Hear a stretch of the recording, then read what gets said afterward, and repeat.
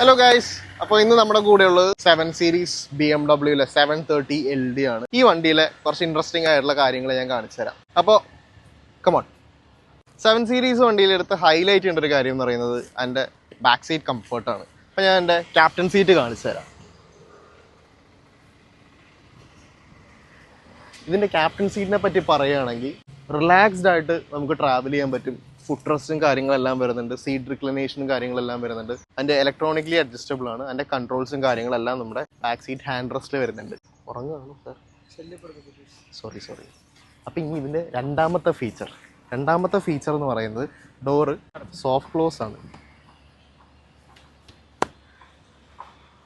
So മൂന്നാമത്തെ കാര്യം പറയുന്നത് ഇതിൻ്റെ ഒരു ഫീച്ചർ എന്നുള്ള രീതിയിലല്ല, പക്ഷേ വണ്ടീനെ ഒരുപാട് രീതിയിൽ ഇമ്പാക്റ്റ് ചെയ്യുന്ന ഒരു കാര്യമാണ്. അതായത് ഇതിൻ്റെ ചാസി, ഇത് കാർബൺ കോർ ചാസിയാണ് വരിക. അപ്പോൾ ഇതിൻ്റെ ഒരു അഡ്വാൻറ്റേജ് എന്ന് പറഞ്ഞു കഴിഞ്ഞാൽ ലൈറ്റർ ആവും. അതായത് ഓൾമോസ്റ്റ് 50% ലൈറ്റർ ആകുമ്പോൾ ഉള്ള പ്രത്യേകത എന്ന് പറഞ്ഞു കഴിഞ്ഞാൽ ആ വെയിറ്റ് കുറയുമ്പോഴത്തേക്ക് എഫിഷ്യൻസി കൂടും, അതേപോലെ തന്നെ പവർ ഡെലിവറിയിലും വ്യത്യാസം വരും. അപ്പോൾ ഇതിൻ്റെ ഈ നാലാമത്തെ ഫീച്ചർ കുറച്ച് ഇൻട്രസ്റ്റിംഗ് ആണ്. അതായത് ഹാൻഡ് ജസ്റ്റർ യൂസ് ചെയ്ത് നമുക്ക് ഇതിൻ്റെ അകത്ത് കൺട്രോൾ ചെയ്യാൻ പറ്റും. എന്തൊക്കെയാണ് നെക്സ്റ്റ് റേഡിയോ ചാനൽ, ഇപ്പോൾ അതെ നെക്സ്റ്റ് റേഡിയോ ചാനൽ.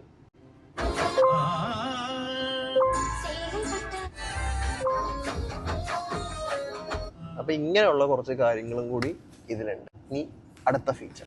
സോ 7 സീരീസിൽ എടുത്ത് പറയേണ്ട ഒരു കാര്യം എന്ന് പറയുന്നത് അതിൻ്റെ ട്രാവൽ കംഫർട്ടാണ്.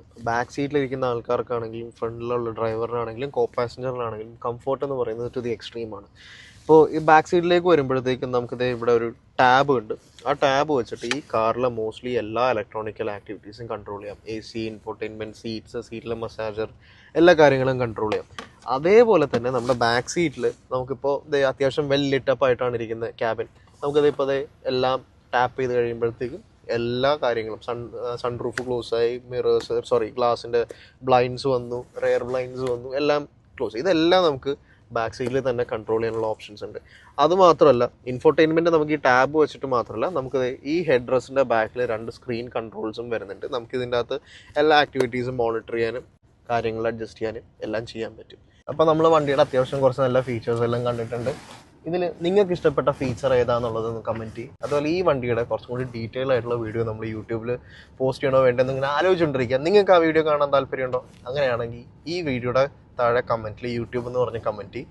നമ്മൾ പക്ക നല്ല അടിപൊളിയായിട്ട് എല്ലാ ഡീറ്റെയിലും കാണിച്ചിട്ടുള്ള ഒരു പ്രോപ്പർ യൂട്യൂബ് വീഡിയോ നമ്മൾ ചെയ്യുന്നതായിരിക്കും.